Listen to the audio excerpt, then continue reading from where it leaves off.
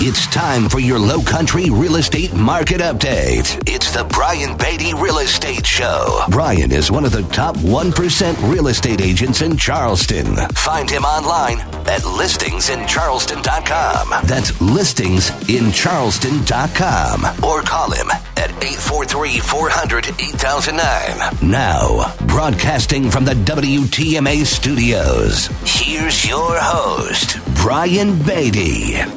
Good morning, Charleston, and welcome to another edition of the Brian Beatty Real Estate Show here on the Big Talker, 1250 WTMA and WTMA.com. This marks the 10th year that I have been on this program, helping you better understand the real estate market, the trends within it, and the process of buying, selling, or investing in real estate so that you become an informed consumer. So thank you so much for listening to this program. If we didn't have folks tune in and listen to the information and rely on that advice to help shape their understanding of the market, we wouldn't be here. So thank you for listening to the show. I know we've got a lot of longtime listeners and always appreciate hearing from you guys off air. If you ever want to reach out to me, my number is 843-800-0065. And we get a lot of calls where we're just kind of helping people through the initial parts of the process, talking about, you know, hey, I'm thinking about doing this. What should I know? What should I plan for? And I love those types of phone calls. Of course, we help people buy and sell. We've been in business for 17 years. We've sold over 1,200 homes here locally to the tune of about $1 billion in real estate volume. So always happy to earn your business and appreciate those opportunities as well. So again, if you ever want to reach out to me, if I can ever help you in any way, my number is 843-800-0065. Or you can check us out online at listingsincharleston.com. That's listingsincharleston.com. So here's what I have planned for today. I haven't done this in a while because we typically segment this show where I offer some advice to buyers, I offer some advice to sellers, maybe I talk about a specific part of the process, or just offer some random advice, and then we talk about the market. This show is going to be a little different. I want to take you through the process, start to finish, of selling a house. Everything from the initial conversation all the way through closing. So that's the plan. And we'll probably take some segues along the way. But that's what I have planned for this show, is to just give you guys a full, comprehensive overview of selling a home in this type of market. And I think this is timely because obviously the market is changing. Right? It has changed. We are not in the market we were in this time last year, where interest rates were at 3%. People were fighting over homes. Multiple offers were expected. And if your home was on the market for more than a week, you were like, what in the world's going on? What's wrong? Now we're back to a bit of a normal market. You know, the inventory of homes that are available for sale hasn't really climbed up yet. We're not sure if it will. But because inventory is low, it's still, technically on paper, if we're looking at data, it's a seller's market.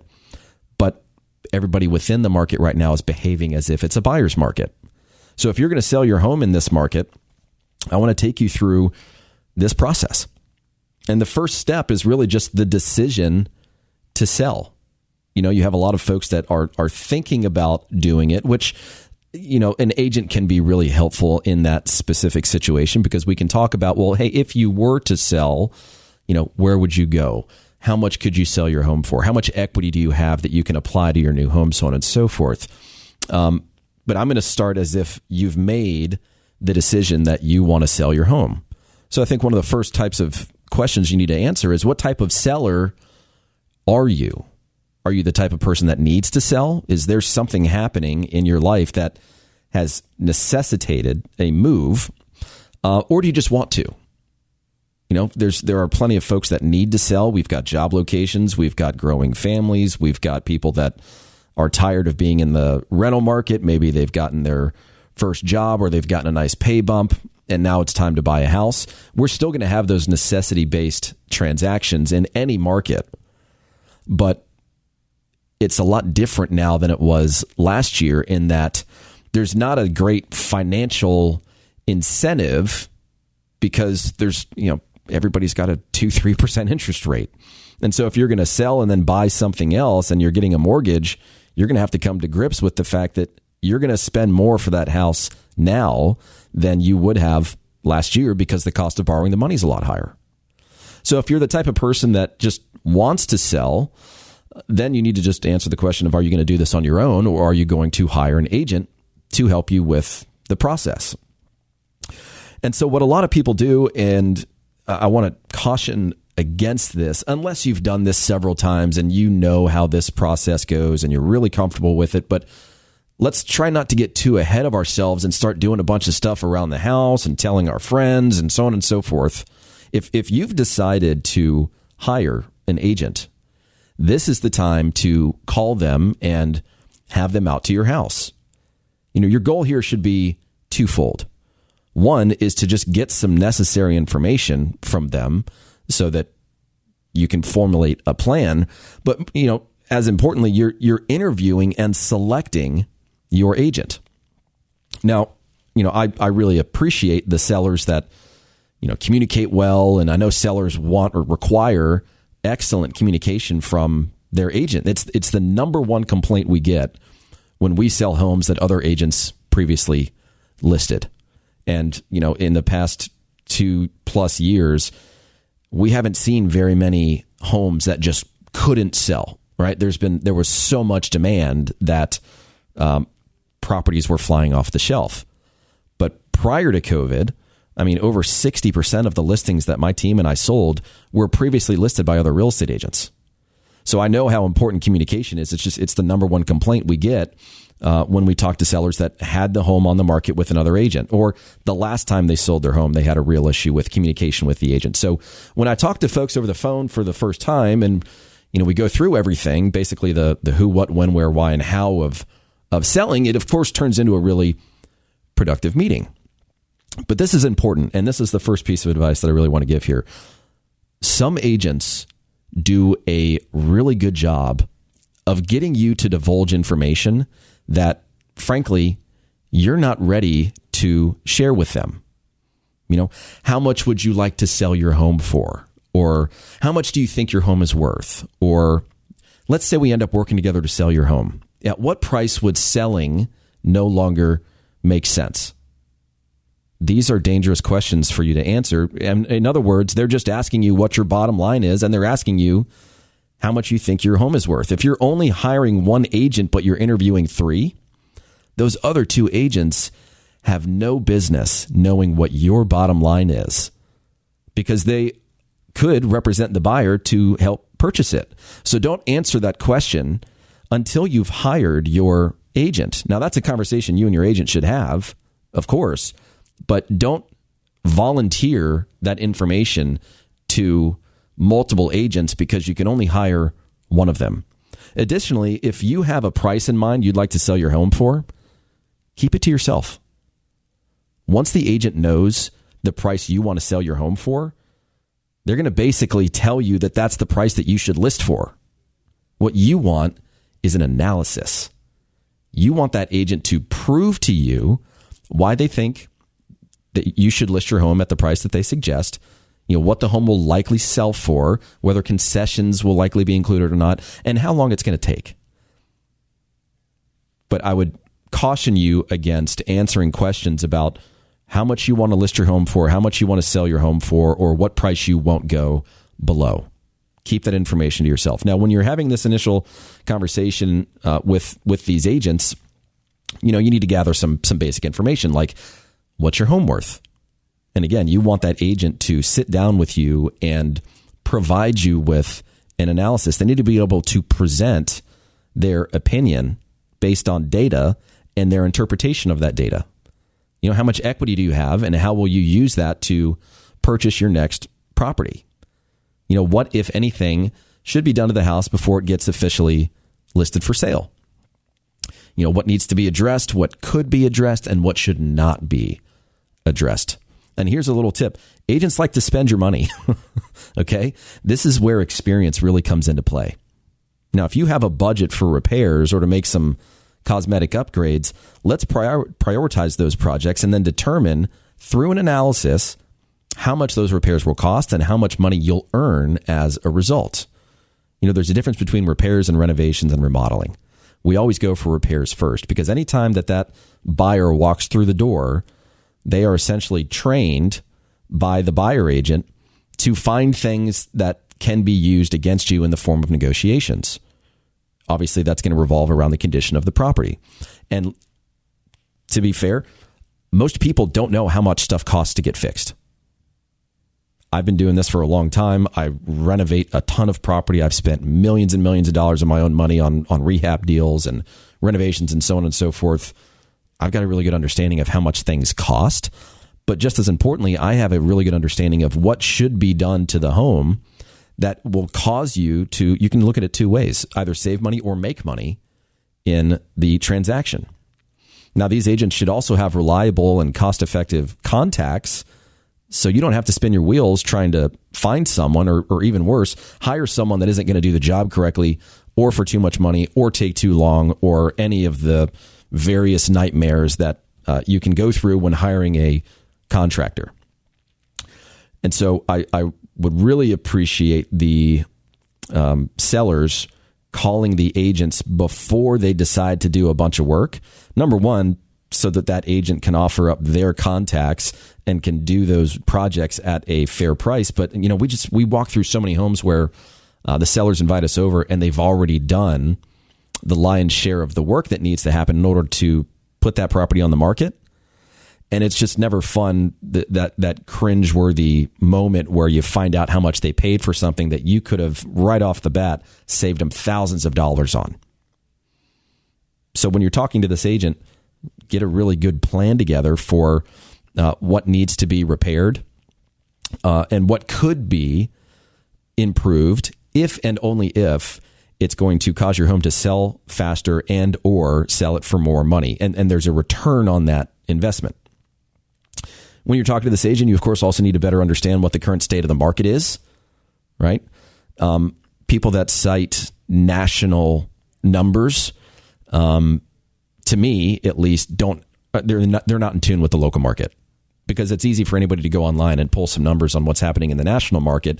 And it does help to an extent to understand some of the trends that are happening nationally, because people move to Charleston from all over the country and all over the world.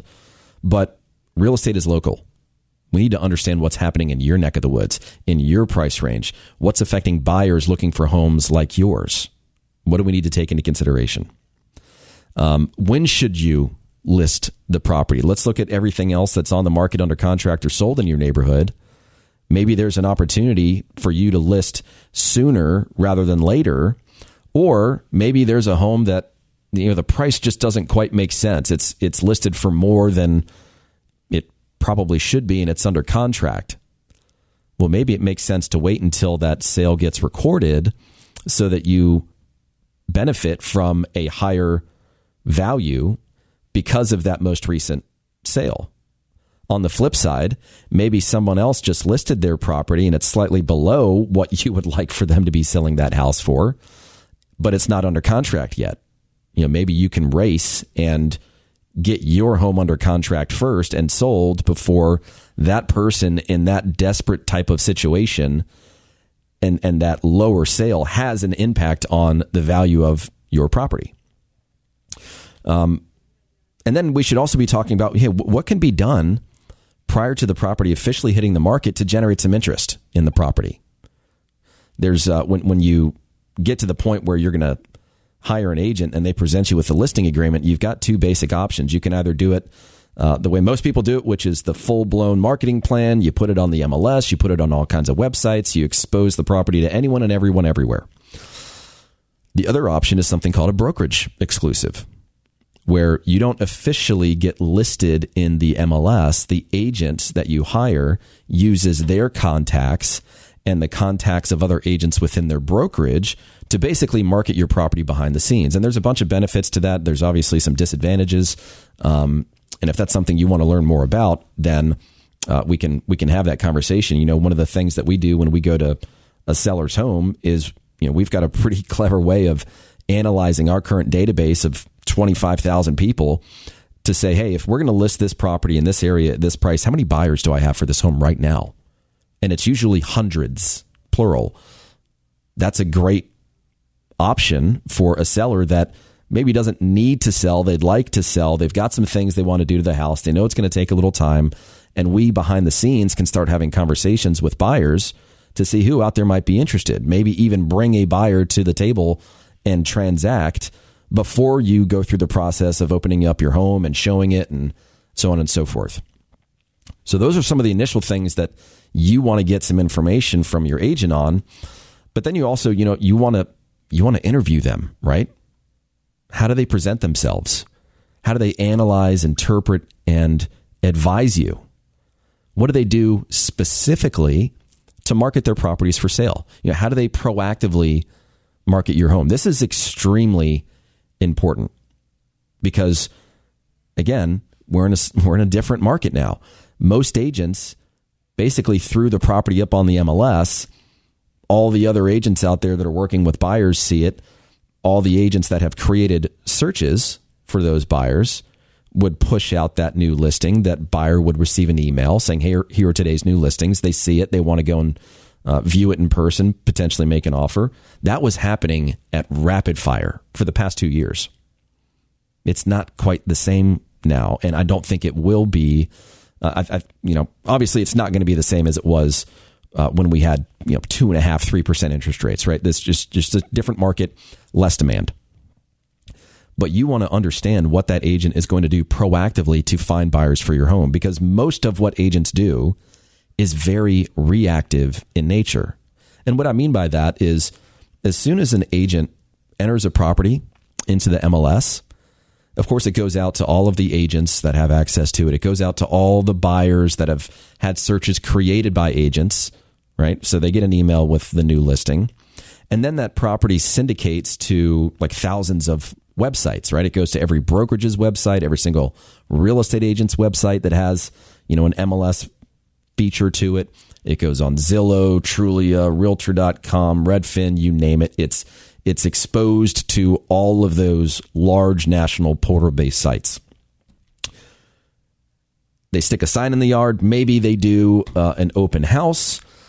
Most agents don't know how to market open houses, but never mind that for now. The point is, most agents are just very reactive in nature. It's kind of this set it and forget it approach. And for a lot of agents, that's all they've needed to do for the past few years, because there was so much demand that the property was going to sell anyways. So from the agent's perspective, we're not this way, but for many agents, the idea was, well, why spend extra money on extra marketing if we're going to sell the property in 2 days anyways? I mean, you can see the rationale behind it, but when you hire a real estate agent, you should hire the one that's going to give you the best shot to make the most money possible and have this be as easy of a transaction as possible. It's not going to be stress-free, because there's no such thing as a stress-free transaction, but you need to have a very clear understanding of what they're going to do personally, proactively, to find buyers for your home. Or maybe they're not going to do that. Maybe they're just going to put it in the MLS and, you can kind of paint the picture in your mind, kick their feet up on the desk and wait for the phone to ring. These are questions you need to ask. You also need to find out, hey, do they have any guarantees? What sort of incentives do they offer? What does accountability look like? How are they held accountable to doing what they say they're going to do? That's a big one. And for a lot of sellers, they're frankly not very happy with their agent, but they don't want to go through the process of taking it off the market and interviewing agents again and going back on the market and blah, blah, blah. So they just deal with it. You want to try and get it right the first time, right? The cost of making a bad hire. We all know that story. And then, of course, you need to find out, how much do they cost? What does their commission look like? And the less value there is, the more the cost is going to be questioned, as it should be. How long is their agreement for? Is there a clear exit strategy if things don't work out? How are they going to communicate with you? What sort of information do they provide to help you understand what they, the agent, are doing on a consistent basis and how they interpret the market's reaction to your home so that you can react to that feedback if necessary? Now, some of you might be like, look, this is a lot already. We haven't even started showing the property yet, much less negotiated a contract or plan the move or pack the house or so on and so forth. And some of you might just say, look, I trust you. You know what you're doing. Everything's going to work out just fine. Well, I mean, it could. But this year, the market demands more attention, time, effort, and skill than in years past. There's always an opportunity to win or lose a bunch of money when you sell your house. And I'm a firm believer in the idea that agents have a direct impact on your bottom line. So, I mean, obviously, you can do things your own way. My job on this show is to educate you, provide you with advice based on my experience as, again, someone that's sold about $1 billion worth of real estate here locally, and just have you benefit from that. We're talking about a lot of money here. So after you've selected your agent, then that's when we start setting some things into motion. And so we're going to take a quick break, and we're going to come back, and I'm going to talk more about that here in just a minute on the Brian Beatty Real Estate Show on the Big Talker 1250 WTMA and WTMA.com. Remember, if you want to reach out to me and talk about selling your home, we have variable commission options that go down as low as 2.4%. We've got all kinds of great incentives, like if you sell and buy a home with us, we'll pay your moving expenses, and several other things. So reach out to me personally if you'd like more information on that, 843-800-0065. Or check us out online, listingsincharleston.com. That's listingsincharleston.com. Stick around for more of the Brian Beatty Real Estate Show on the Big Talker 1250 WTMA and WTMA.com. Have a real estate question? Ask Brian Beatty. Send him an email, lowcountryhomesales@gmail.com. The Brian Beatty Real Estate Show is on 1250 WTMA. 1250 WTMA, the Big Talker. Now, here's more of the Brian Beatty Real Estate Show on the Big Talker, 1250 WTMA. Welcome back, folks, as the Brian Beatty Real Estate Show continues here on the Big Talker, 1250 WTMA and WTMA.com. So this show I'm dedicating to the process of selling a house in its entirety, from start to finish, a comprehensive overview of what it looks like to sell your house. So we've just started, or really just finished, the initial phase, which is having an agent come out to your house, interviewing agents, determining which one you want to go with. And so now we're at the point where it's time to start setting some things into motion, right? We've got home prep. We've got maybe a pre-listing home inspection, staging, photography, videography, marketing materials, all the things we need to do to get the property on the market. So I want to give some advice here because, again, this year we're going to have to put more time and attention into the presentation of the home than in years past, right? The market's a little softer now that interest rates are as high as they are. Demand is a little lower than it has been. And so now we need to do what we can to have our homes stand out rather than it's good enough. Now, there's going to be plenty of folks that think that way and do that. And will it be okay? Yes, sure. But if you're the type of person that wants to sell your home for the most money possible, then it's going to be a little bit more demanding of a process moving forward. So, and I know that there are plenty of people out there that need to sell their home because, look, the home's, it's gotten away from them a little bit, right? There's maintenance that needs to be done around the house, and it's compounded to the fact, or to the point where you just can't afford to do all the things that you need to do to live in a, essentially close to brand new home, right? There are plenty of folks that just don't have access to that kind of money. Maybe your roof needs to be replaced and your HVAC systems are 20 plus years old, and so is your water heater, and it just needs some big ticket items coming up here shortly. And so a lot of folks say, well, you know what, rather than pay for those things now, and we want to sell anyways, might as well just pass that off to the buyer. Well, the only challenge with that, of course, is that, especially because the market is weaker, buyers aren't just going to accept the fact that the roof and the HVAC and all these big ticket items that are, $10, $20, $30 plus $1,000 are going to need to be replaced soon. They're going to incorporate that into their offer amount and into negotiations, either before you're under contract, right? The initial negotiating phase, or they're going to do it after the fact, after they've had their home inspection done. So if you live in a home where, you've got some stuff going on that needs some repair, and your systems are older, and especially for those that live on a crawl space or elevated crawl space. We always see stuff underneath the house that the owners aren't even aware of. So it makes sense, in my opinion, if you have one of those types of homes, to get a pre-listing home inspection. Let's go ahead and identify what those things are that the buyer will likely ask for us to fix. We can either choose to fix them now, or we can get quotes for how much those things would cost to fix. And now we can share that information with the buyer so that we, as the seller, aren't being taken advantage of by either the buyer's opinion of how much it might cost to fix something, which is always higher than it typically is in relation to the seller.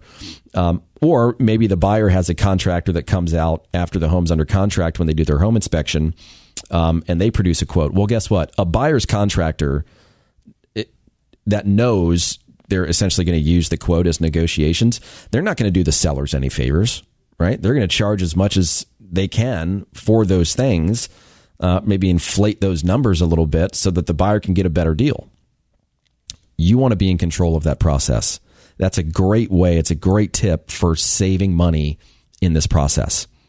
And again, you should be working with an agent that has these types of contacts that are reliable, that show up on time, that are cost effective, that are going to get your project done rather than finish 20% of it and then skip out of town for 2 weeks and then over time do bits and pieces. And then the next thing you know, you've got 4 months have elapsed and this project that could have gotten done in a week by someone else is still unfinished. I mean, anybody that's hired a contractor has likely had a version of that story. It's not fun. It's not fun at all. So I do highly suggest for those that live in a home that's a little bit older to get a pre-listing home inspection. Now, those can run a few $100, depends on the size of the home, age of the home, so on and so forth. But as a nice little incentive for listeners of this program, if you hire me as your real estate agent, we will pay for your pre-listing home inspection. So we will pay to have an inspector come out and identify those issues, and then we'll have our contractors quote how much it would cost to repair those things, and we can make a decision based on your budget whether we repair those things now or we just simply provide that information to the buyer so they can make an informed decision so that we're not taken advantage of by the buyer's contractor or the buyer's opinion or perception of how much that might cost. So after we do all these things to prep the home, now we're ready to put it on the market. If you've hired an agent that is really in tune with marketing, they've also been behind the scenes communicating with all the leads that they maintain to see if anyone might be interested in your property. Now, as a buyer, I'm sure you would agree that it's really nice when an agent calls you and says, hey, I've got something. It's not on the market yet, but check this out, right? Everybody loves that. Doesn't matter what it is. You want the inside scoop, right? Well, if an agent is really good at marketing and they actually do the work, right? They actually pick up the phone and make the phone calls. It creates this fantastic opportunity for you as a seller to hit the ground running or to potentially even sell your home before it lists for sale. But either way, let's just assume that now you're ready to hit the market. I like listing properties on Thursdays. Now, that's a random comment. Why would I say that? Well, in our specific MLS, when you list a property, it has this little tag next to it that says new listing, and it stays there for 3 days. So if you list your property on a Thursday, then you've got the new listing tag Friday, Saturday, and Sunday. Now, when do most people view properties? On the weekends. When do they typically plan their weekends? Unless you're like my wife, who, for whatever reason, we're always booked out weeks or months in advance, but that's also what happens when you have young kids. But that's when buyers are making their plans to go and see properties. So if you list it on a Thursday, boom, it shoots to the top of the list. You decrease effectively your days on market. Now, let's talk a little bit about the showing process. There's a few things that you need to know, and I'm going to take a quick break, and we're going to come back, and I'm going to walk you through how people view real estate, the process associated with it, and frankly, why that means anything to you. So we're going to take a quick break. But again, if you want to reach out to me, if you have some questions about the market, you're thinking of selling your home, I've mentioned a few incentives like our 2.4% listing commission, or a free pre-listing home inspection, so on and so forth, feel free to reach out to me. I'm happy to take you through all of that. 843-800-0065. That's 843-800-0065. Or check us out online at listingsincharleston.com. So stick around, folks. I'll be right back. Find Brian Beatty online at listingsincharleston.com. The Brian Beatty Real Estate Show continues next on The Big Talker, 1250 WTMA. 1250 WTMA. You're listening to The Brian Beatty Real Estate Show on The Big Talker, 1250 WTMA and WTMA.com. Welcome back, folks, as the Brian Beatty Real Estate Show continues here on the Big Talker, 1250 WTMA and WTMA.com.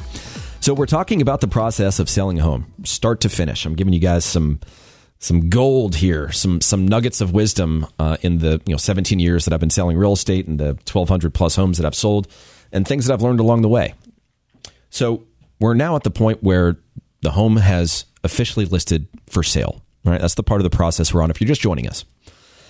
I want to talk about showings, and it's the format for showings has really changed over the past several years. It depends on how long it's been since you sold your home, but it used to be, and I guess I'm dating myself a little bit here, but it used to be that when you wanted to show a property, you called the listing agent.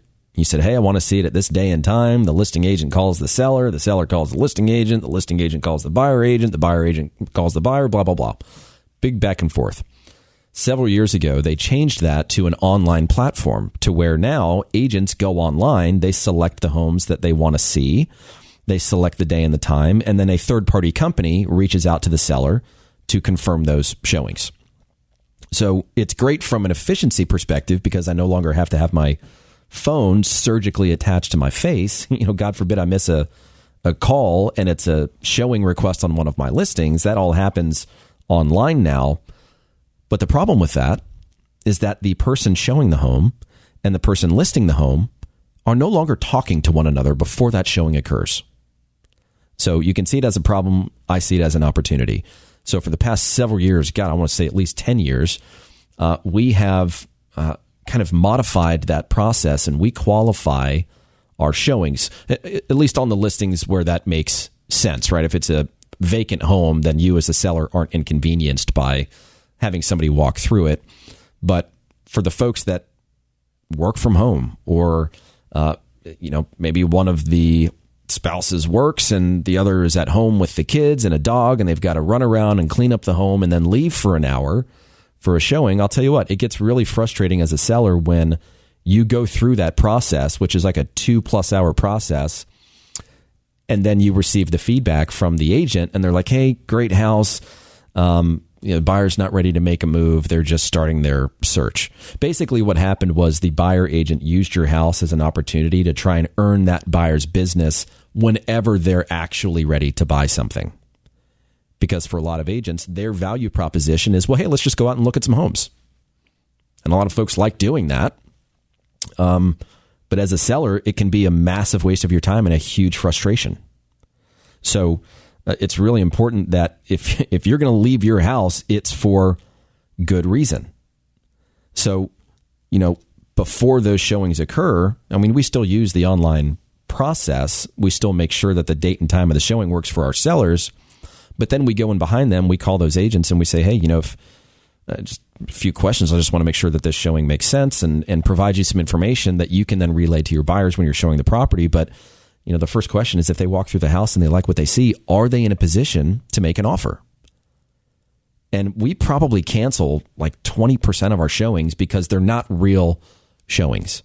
They're tire kickers. Nothing against tire kickers. Everyone's got to get out there and, kind of see and feel the home that they could potentially afford in that area to make sense out of moving, right? Some people just need to go out and see what they can get for the money to help make sense out of whether it makes sense to sell and move. I get it. But you as a seller should be given the opportunity to not have your time be wasted. So we need to make sure that the people that are viewing your property are ready, willing, and able. And I'll save the other information that we get and questions that we ask. Just know that the qualification process for showings is a really important one and something your agent should be doing for you. Now, when those showings start occurring, right, we're going to have feedback. You as the seller always want to know. The agent should always be going in after the showing and talking to those agents and finding out what they liked and didn't like and so on and so forth. But you need to determine what these check-ins with your agents are going to look like. What kind of information are they going to provide you with, and how often do they provide it, so you have a record of the actions they're taking to proactively sell your home. And, again, with the feedback, here's the reality. Most agents don't provide it willingly. Like if a home is shown and the showing time is 4 to 5 p.m., at 5:01, the system that same agent used to schedule the showing automatically sends a feedback request form to that agent. Probably 25% of agents actually fill it out. We have to go back in and basically chase down those agents and find out what the feedback was, and then we have to determine what kind of feedback are we actually getting. Is it the agent's feedback? Is it the buyer's feedback? Is it both? Is it valuable feedback you can actually do something with? Or was their decision not to make an offer out of your control? Things like floor plan or neighborhood or so on and so forth. But if they say something you can control or you can do something about, then obviously you and your agent need to talk about this. But they should be asking things like, well, hey, if we were able to address some or all of those concerns, would your buyer consider making an offer? And this is where the art of sales comes in. And frankly, I think the art of sales for most people, especially, well, that might not be fair to say, but I will say this. I think the art of sales is being lost. I don't, you guys can contest me on that, but as somebody that's been in this business, most agents aren't as effective at sales as I think they used to be. And I could go down a whole rabbit hole on that comment, but I'm not going to. But the important thing is that if the info they provide should be used to assist you in determining whether you're on the right track with your asking price, with how the property is presented, or if changes should be made. And if the buyer says something like, well, we love the house, we just hate the paint color. Well, I mean, how much would it cost to paint the house? Is that something that the seller might be willing to contribute to? Or we get all these feedback requests or feedback forms, responses that say, hey, love the house, it's overpriced. Now, that's a dangerous one because a lot of agents out there, without you knowing, are having conversations with agents that say, hey, if you just bring me, X, then I'm pretty sure I can get that deal done. It's listed for $1 million. Hey, if you bring me $950, I can get that deal done. That should never come out of your agent's mouth, obviously, for obvious reasons, but it happens. And there are some agents that are pretty well known for that in this market. And of course, across the country, you want to make sure you're doing your due diligence. And that's when interviewing those agents really comes into play. You want to see how they handle themselves. But if they say something like, hey, the price is too high, you have to be careful because that agent might be saying that just to try and get the listing agent to say, oh, well, they're really negotiable and blah, blah, blah, blah, blah. Well, how negotiable do you think they are? Or the other classic one that buyer agents use is, hey, I don't want to waste anybody's time with putting together this offer if your seller isn't interested in it, is because it takes a lot of time to put the paperwork together, blah, blah, blah. It really doesn't, but that's the excuse they use. Hey, would your seller be open to taking X? Right? We never answer those questions. Make an offer and let's find out. Let's let the buyer and seller negotiate. But you've got to be really careful that the agent that you're working with isn't basically giving your money away. And the last thing that I'll just say really quickly is how to handle lowball offers. I think in the past 2 years, we haven't seen very many of them. I think they're going to become more of a thing.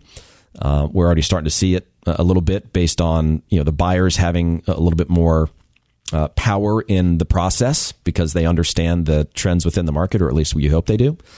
So I don't personally care like where a buyer starts. I just care where they finish. I don't care if a buyer makes a $700,000 offer on $1 million listing. We're going to counter it. We've got a very specific way of working those types of deals. And more often than not, we actually get a deal done. And it's way above that initial price that they offered. Some people just need to kind of get it out of their system. They just need to feel like they checked that box Hey, I know they're not going to accept this, but there's no harm in trying. It's the same school of thought as, hey, I know I'm not going to be able to sell my home for this much money, but you might as well try. It's easier to come down than it is to go up, blah, blah, blah. You can spin some wheels if that's your train of thought. And you can, frankly, if you're a buyer, there is the risk of just ticking off the seller and them becoming emotionally involved in the process and them just deciding not to sell it to you because they think you're a jerk or whatever it is. Who knows? But we're going to take one more break. When we come back, we're going to talk about what happens once you're under contract. We'll make that short and sweet. But if you have any questions about selling your house, you're thinking of selling your home, feel free to give me a call. We'd love to earn your business. My number is 843-800-0065. That's 843-800-0065. Or go to listingsincharleston.com. Stick around. We'll be right back. Stay tuned for more of the Brian Beatty Real Estate Show on 1250 WTMA and WTMA.com. 1250 WTMA, the Big Talker. Now, the Brian Beatty Real Estate Show continues on Charleston's Big Talker, 1250 WTMA. Welcome back, folks, to the last few minutes of the Brian Beatty Real Estate Show here on the Big Talker, 1250 WTMA and WTMA.com. We've been talking about the process of selling a home start to finish in this new market. So if you're just joining us, I just want you to know that you can go to our website, listingsincharleston.com, and listen to recent versions of this show. You can listen to it on iTunes, Spotify, Google Play. We've got, 700 plus videos on YouTube where, we're in the studio when we do a video recording of the show. So if you ever want to put a face to the name, you can see me on YouTube. Or you can just give me a call if you want to have a conversation about selling your home. 843-800-0065. That's 843-800-0065. So in finishing this out, we are now at the point where we've negotiated a contract. We're under contract. So what happens next? Well, there's a variety of different types of contingencies that could be included, and we certainly don't have time to cover all of them. But let's just assume, for the sake of it, keeping it simple, that they don't have to sell their home before they buy yours. There's no crazy contingency. They don't want to move in before closing. They don't want to allow a lease back where the seller gets to stay in the home for a month or two after closing. There's nothing tricky going on. It's just you're selling and moving, they're buying and moving in. So the first thing that person's going to do is they're going to schedule their home inspection, right? That's going to happen. And they usually have somewhere around 10 days to get that completed and a repair request sent and agreed upon. It's called a due diligence period. And so obviously they're going to use that as an opportunity to inspect anything and everything they can about your house. And then it's going to be up to each individual buyer and seller as to how they deal with those repairs. But I'll tell you, that's where a lot of money in this process is won or lost. And it comes down to negotiating strategy. If you've done some of the things that we talked about earlier in the show, like getting a pre-listing home inspection, even if you don't have the money to fix the things that are on that pre-listing home inspection, you can at least assign values to those things through a quote so that you've got a hard piece of evidence that says, hey, it's not going to cost $10,000 to fix this. It's going to cost $2,200. Here's a quote. I got a guy that can do it tomorrow. But after we get through the due diligence period where there's some extra negotiating that occurs, behind the scenes, the buyer is applying for their mortgage. They've got, in the contract at least, a certain amount of days to apply for the mortgage and then get approved for the mortgage. Of course, the lender orders the appraisal. We've also got a termite inspection called a CL100 that occurs where they're looking for moisture or termite-related damage and activity. That can be yet another point of negotiation, as can the appraisal. While all that's happening, the closing attorney is putting together your file. They're doing a title search. They're making sure that you're the actual owner of the property. They're getting everything ready for the new buyer to take ownership. Outside of that, that's about it. And we've got a fantastic closing coordinator named Linda that takes our clients through that process and quarterbacks it. I'm still, of course, there checking everything and negotiating when need be. But that's the process, start to finish, folks. So hope you guys enjoyed that. We'll do one on buying a home as well, but we are out of time. So if you'd like to reach out to me, you want to have a conversation about real estate, you want to learn more about our incentives or working with our team, My number is 843-800-0065, 843-800-0065, or listingsincharleston.com. Thanks for tuning in and enjoy your weekend. Join us for another edition of the Brian Beatty Real Estate Show next Saturday morning at 9 and Sunday morning at 10. Contact Brian Beatty online at listingsincharleston.com. That's listingsincharleston.com. Or call him at 843-400-8009. That's 843-400-8009.